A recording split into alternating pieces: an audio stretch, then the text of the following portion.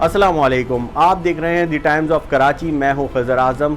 नस्ला tower एक ऐसा मसला जिसकी नज़रें ना ही कराची बल्कि पूरे पाकिस्तान की नज़रें नस्ला टावर पर ही लगी हुई हैं। सुप्रीम कोर्ट की जानिब से नस्ला टावर को गिराए जाने के अहकामात हैं और जो कमिश्नर कराची हैं उन्होंने भी नस्ला टावर के हवाले से इश्तिहारात जारी कर दिए हैं कि नस्ला टावर को किस तरह से गिराया जाना है। मकीनों को दी गई आखिरी तारीख भी गुजर चुकी है।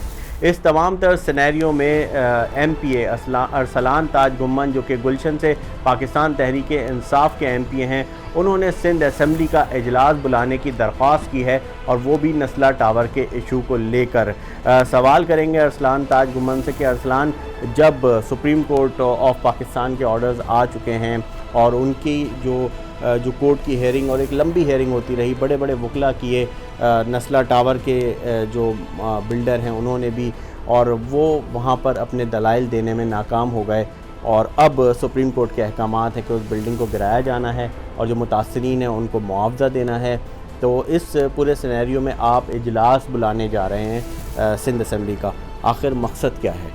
देखें, आपने जैसे ख़ुद के बयान किया कि नस्ला टावर का जो सुप्रीम कोर्ट के अहकामात हैं इस हवाले से बड़े क्लियर हैं, और एक चीज़ जो बड़ी वाज़ेह उन्होंने की कि नस्ला टावर के ऊपर कोई भी मुनहदम करने की कार्रवाई से पहले कंपनसेट किया जाए जितने भी वहाँ पे रहायशी रह रहे हैं। तो एक तो ये चीज़ कि सिंध हुकूमत की ज़िम्मेदारी है कि उनको अल्टरनेट हाउसिंग अरेंज करके दें, उसके बाद कोई कार्रवाई होगी। अभी जो हम देख रहे हैं, कमिश्नर कराची की जानिब से टेंडर के भी एक अखबारात में इश्तिहार दिया गया। मुझे लगता है ज़ाती तौर पे कि इनका कोई मूड नहीं है किसी भी तरह की कार्रवाई, चाहे वो कंपनसेशन के लिए हो, चाहे वो अदालती अहकामात के हवाले से हो।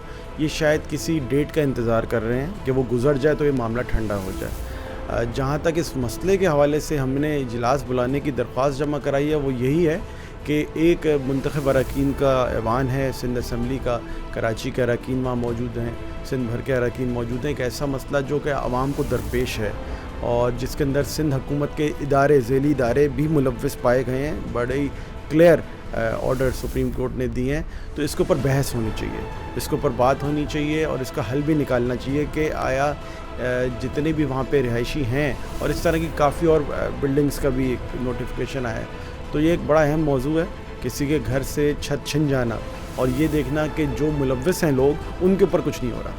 तो ये एक बड़ा संगीन मसला है। हम समझते हैं कि इनको बेघर करने से पहले जिस अफसर ने NOC दिया, जिसने फैसिलिटेट किया, जिस बिल्डर ने अगर उसने कोई रिश्वत खिला के NOC हासिल किया, जो भी लोग इन्वॉल्व रहे, कल्प्रिट्स को सबसे पहले सज़ा दी जाए। उसके बाद सबसे एंड में रिहायशियों का कसूर तो उनका नहीं है, उन्होंने NOC देखा, लेकिन उनको कंपनसेशन सबसे पहले मिलनी चाहिए। आप थोड़ा सा क्लियर कर दिएगा, क्योंकि अब इजलास के लिए आपने जो है दरख्वास्त दे दी है, 14 रोज़ में इजलास बुलाना है। तो अब ये जो इजलास है, क्या समझते हैं कि ये बुला लिया जाएगा? और इस पे जो बुनियादी नुकात है, जिस तरह आपने कहा, लोग भी यही सवाल कर रहे हैं जब हम लोगों के पास जाते हैं कि उस वक्त इदारे कहाँ थे जब ये सब कुछ बिल्डिंग बन रही थी।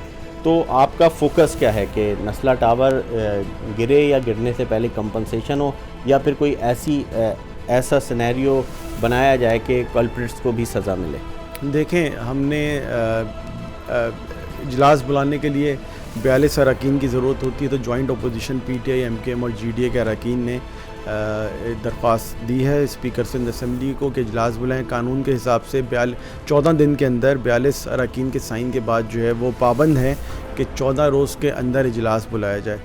टाइम्स ऑफ कराची से जुड़े रहने के लिए हमारा चैनल सब्सक्राइब करें। हमारी वीडियोस को सबसे पहले देखने और बाखबर रहने के लिए बेल आइकन पर क्लिक करना ना भूलें। हमारा स्टांस बड़ा क्लियर है इसमें।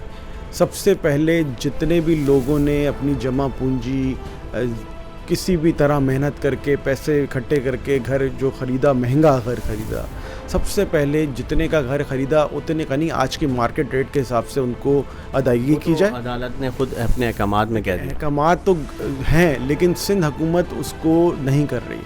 चले गिराने के ऑर्डर तो वो कह रहे हैं कि जी इंसानी मामला है, लोगों के इन्वेस्टमेंट्स हैं, लेकिन आप घर तो अलॉट देना उनको, वो कहीं जाके तो रहें। अदालत जब कह चुकी है तो सबसे पहला पॉइंट ये है कि अल्टरनेट हाउसिंग उनको दी जाए।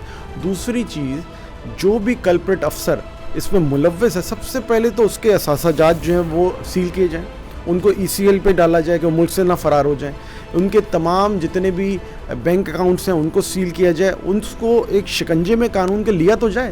یہ کیسا انصاف ہے کہ جو متاثر ہے اس کے اوپر کارروائی ہو رہی ہے، جو ملوث ہے اس کے اوپر کوئی کارروائی نہیں ہو رہی۔ عثمان، ساتھ ساتھ اس سے جڑا ہوا سوال ہے، کیونکہ جب یہ اس طرح آپ کا انٹرویو چلے گا تو کامنٹس میں پھر یہی کامنٹس آ رہے ہوں گے کہ نسلہ ٹاور ہی کیوں، ابھی اور بھی بہت سارے آپریشنز ہوئے ہیں انکروچمنٹ کے، خود آپ کی کانسٹیٹوئنسی میں بھی ریلوے کی جو فرنیچر مارکیٹ ہے وہاں بھی نوٹس آ گیا کہ گرا دیا جائے۔ تو نسلہ ٹاور پہ تو ہم نے دیکھا کہ تمام سیاسی جماعتیں بھی گئیں، پریس کانفرنسز بھی ہوئیں، اس سے پہلے گجر نالہ، اورنگی نالہ، محمود آباد نالہ، یہاں بھی لوگوں کے گھر گرائے گئے ہیں۔ تو وہاں پر ہم نے وہ ایکشن یا ری ایکشن نہیں دیکھا پولیٹیکل پارٹیز کا جو کہ ایک امید کی جا رہی تھی، حالانکہ وہ بھی عدالتی فیصلہ تھا، یہ بھی عدالتی فیصلہ ہے، اور لوگ پھر وہ کہتے ہیں کہ شاید غریب اور امیر کا فرق ہے، وہاں پہ بلڈر ہیں، یہاں پہ چھوٹے گھر ہیں۔ دیکھیں بالکل جائز سوال ہے کہ ایک امیر طبقے کے لیے تمام لوگ اکٹھے ہو کے وہاں پہ میڈیا کی ہائپ بھی ہے، تو یہ ایک میڈیا سے بھی سوال ہے کہ اتنے بڑے ایشوز ہوتے رہے، ان کے اوپر اتنی ہائپ نہیں ہوئی، نسلہ ٹاور کے اوپر بہت بڑی ہائپ ہوئی ہے۔ اچھا، لیکن اس کی 2-3 وجوہات بھی ہیں۔ ایک تو نسلہ ٹاور کو NOC جاری کیا ہوا ہے، جو آپ بات کر رہے ہیں انکروچرز کی، ان کے پاس NOC نہیں تھے، کاغذات نہیں تھے، ریونیو ڈپارٹمنٹ کی کلیئرنس نہیں تھی، کچھ بھی نہیں تھا۔ بہت سارے گھر لیز کے بھی تھے، ان کو بہت سارے گھر جو لیز کے تھے وہ کنٹروورشل لیزز ہیں، گوٹ آباد کی لیز ہے، کچی آبادی کی لیز ہے، یہاں سوسائٹی کی، KDA کی، پھر SPC ایک مستند ادارہ ہے پاکستان میں، اس کی لیز ہے۔ اچھا، گجر نالہ اور اورنگی میں فرق یہ تھا، اور محمود آباد میں بھی، کہ ان کو کمپنسیشن پیسے دے دیے گئے، تقریباً 35 ارب روپے وفاقی حکومت نے ٹرانسفر کیے ہیں اکاؤنٹ میں ان تمام لوگوں کو قسط وار پیسے دینے کے لیے، کسی کو کم ملے، کسی کو زیادہ ملے، جو بھی تھا، لیکن پیسے مل گئے۔ یہاں یہ ہے کہ جس نے 1-1 کروڑ روپے کا فلیٹ لیا اس کو 1 پھوٹی کوڑی نہیں ملی۔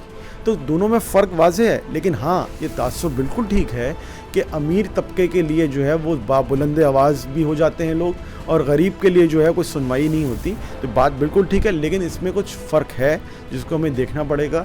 اور یہاں نسلہ ٹاور کے لیے صرف آواز کی بات نہیں ہو رہی، ہم تو کہہ رہے ہیں ایک پریسیڈنٹ سیٹ ہو کہ کوئی بھی متاثر ہے تو اس کو متاثر کے طور پہ لیا جائے، اس کو گناہ گار کے طور پہ یا قانون شکنی کرنے والے شخص کے طور پہ نہ لیا جائے۔